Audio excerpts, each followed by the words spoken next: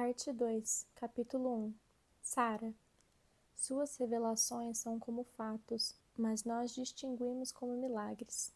Sua mente não pode ser mensurada, nem entendida, mas ele nos fez dignas de nos render a esta grandeza e fazer a sua vontade. O fato de você ter negado o casulo uma vez não significa que ele jamais será seu, pois se a lagarta ainda não estiver pronta, não se pode antecipar a metamorfose. Ele diz que não se pode mensurar o cuidado e zelo que tem pela sua vida. No entanto, a deixa provar da sua total dependência e, assim, a prova por este amor é feita. Ele é infinito em suas possibilidades, perfeito em suas escolhas e sobrenatural em seus feitos. Porque sou eu quem conheço os planos que tenho para vocês, diz o Senhor. Planos de fazê-los prosperar e não de causar dano. Planos para dar a vocês esperança e um futuro. Jeremias 29:11. Uma mulher que exercitou a sua fé e que por toda a sua vida foi cuidada e protegida por Deus. Sara é a segunda mulher citada na Bíblia, vindo depois apenas de Eva, a qual foi chamada de bela, submissa, a mãe da nação do povo de Deus e nomeada pelo Senhor como princesa. Os planos de Deus para a vida dela sempre a surpreenderam, começando com o chamado de Abraão para sair da terra de Ur dos Caldeus e ir para o local onde o Senhor mostraria. A Bíblia conta que Abraão e Sara eram um casal e compartilhavam da devoção por Deus juntos, mesmo morando em uma cidade que tinha como referência outro senhor, o deus Lua.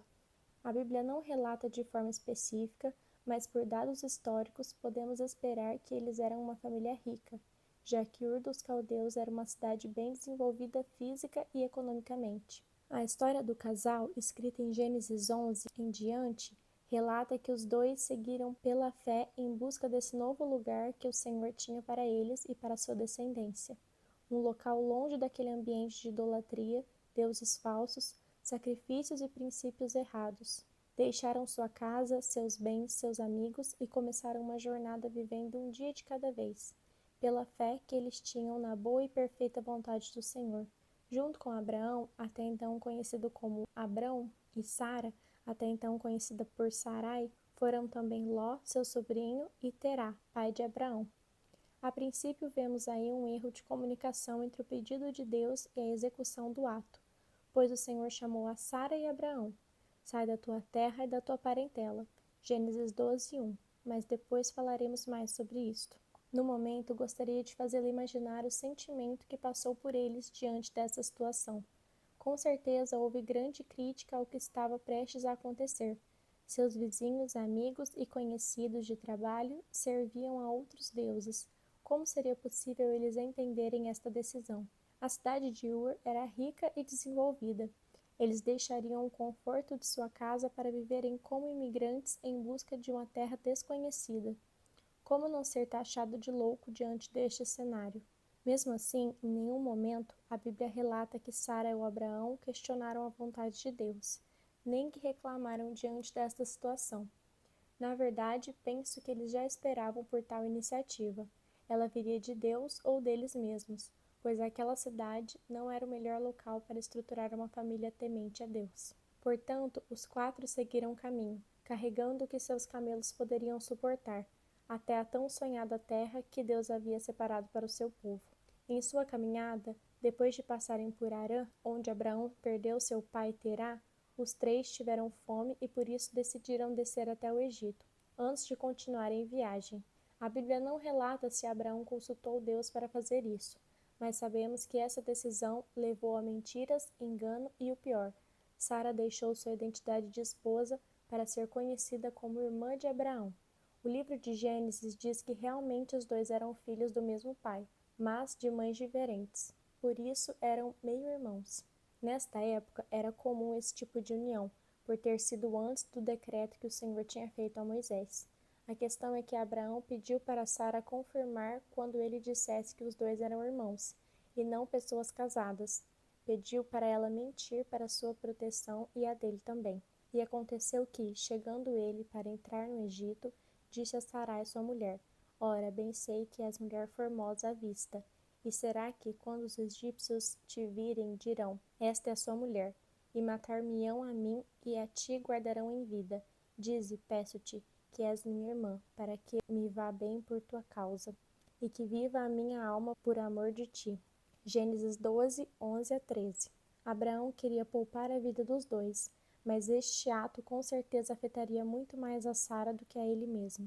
Feito isto, Abraão tornou vulnerável sua mais fiel e única companheira, que poderia ter de se sujeitar aos desejos de outro homem por causa desta mentira. Sara era uma mulher bela e formosa, e tinha um esposo que admirava essas qualidades, mas também as temia. Ele tinha medo do que sua beleza seria capaz de causar. Sofria antecipadamente com a ideia de um egípcio ficar encantado e querer casar-se ou ter relações com ela, e para que isso fosse aceito culturalmente, ele devesse ser assassinado. Abraão tomou a decisão de fazer Sara uma mulher livre na visão do povo do Egito. E o pior, pediu para que ela se sujeitasse a esta situação mentindo. Neste momento, aconteceu o que eles com certeza temiam. O povo do Egito ficou encantado com a sua beleza, ao ponto de a convidarem para estabelecer-se no palácio enquanto estivesse na cidade. Imagina o desespero de Sara quando recebeu este convite. Ela com certeza havia chamado a atenção do rei do Egito, mas isso só poderia trazer consequências ruins. Ela era uma mulher com princípios, agora deveria negá-los? Além disso, algo pior poderia passar em sua mente: cogitar viver toda essa mentira e aceitar tornar-se uma das mulheres de Faraó. Afinal, foi Abraão que a colocara nessa situação. Tornar-se mulher de outro homem seria apenas consequência da decisão que ele havia tomado. Diante deste cenário, estava em risco o casamento de Abraão com Sara, a vida dos dois, caso descobrissem que eram casados e haviam mentido, e a nação que o Senhor tanto sonhara em estabelecer. Sabemos que ela não quis se entregar a Faraó e sabemos que Deus não deixou que ele tocasse sequer um dedo nela.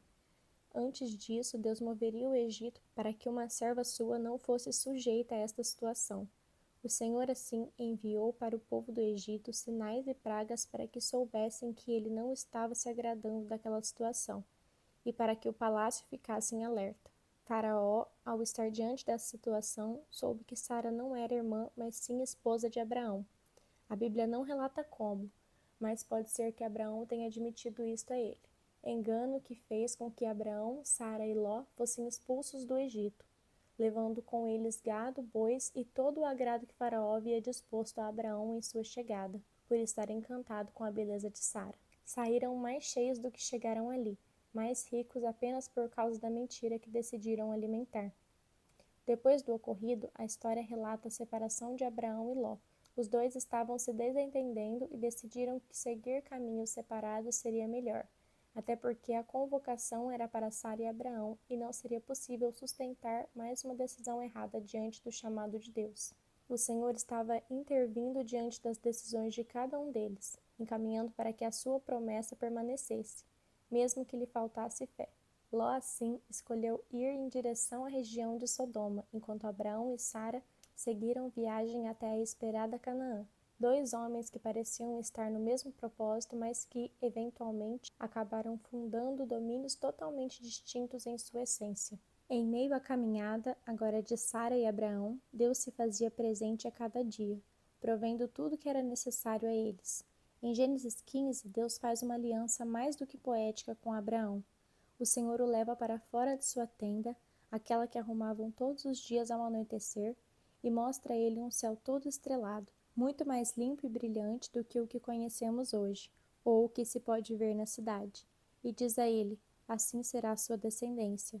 A terra de Canaã era a herança do Senhor para a geração dos dois.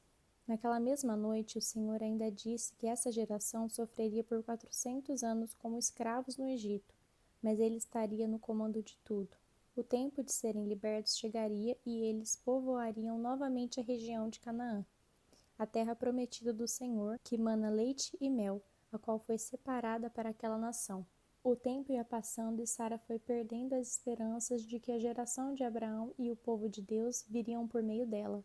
Talvez essa descrença tenha sido não somente por não ter dado à luz depois de tantos anos casada, mas pode ser que Sara se questionou se era realmente merecedora desta graça e digna desta bênção.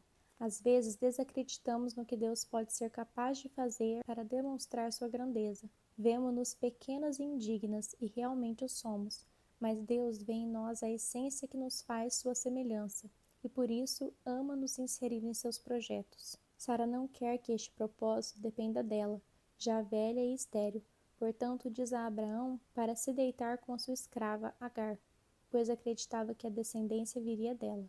Assim foi gerado o primeiro filho de Abraão, mas este ato trouxe conflito entre Sara e Agar, levando ao desprezo e ao maltrato, tanto que Agar decidiu fugir. O anjo do Senhor se encontra com ela, uma mulher que antes era escrava e tinha onde comer e dormir, mas agora não tinha nada além de seu filho. Traz consolo e a aconselha a voltar para sua senhora. Gênesis 16, 9. Falou também que Deus iria multiplicar a sua descendência e ela seria honrada por seu filho. Ele se chamaria Ismael e seria o sinal de que o Senhor ouviu a sua aflição e o seu sofrimento como escrava. Agar se mostrou aqui como um exemplo de mulher humilde. Decide se sujeitar a Sara e Abraão novamente, humilhando-se perante a sua senhora. Ela dá à luz a Ismael depois de alguns meses. É neste contexto de bênçãos que acontecem dois fatos ainda mais extraordinários.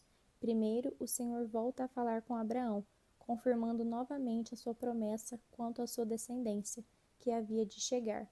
E neste diálogo muda o nome de Abrão para Abraão, que significa pai de multidões, e o nome de Sarai para Sara, que significa princesa que recebe honra, alterando a identidade e o legado dos dois para reforçar a eles os pensamentos que o Senhor tinha a seu respeito e para concretizar em palavras aquilo que ele já poderia afirmar.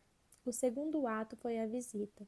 Deus enviou para o encontro de Abraão 3 anjos para mais uma vez provar aos dois que o Senhor estava presente e não estava esquecendo de completar sua obra.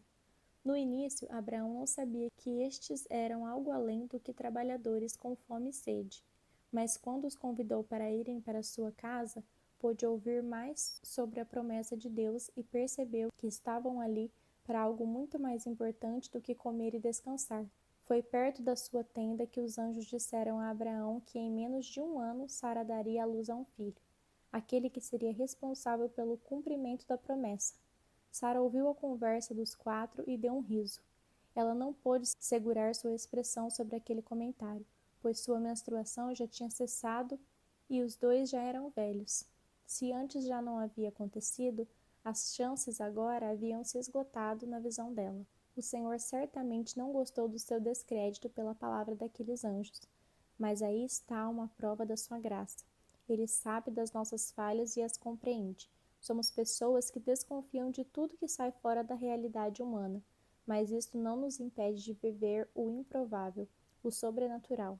Em menos de 1 ano após a visita, os dois estão com Isaque em seus braços.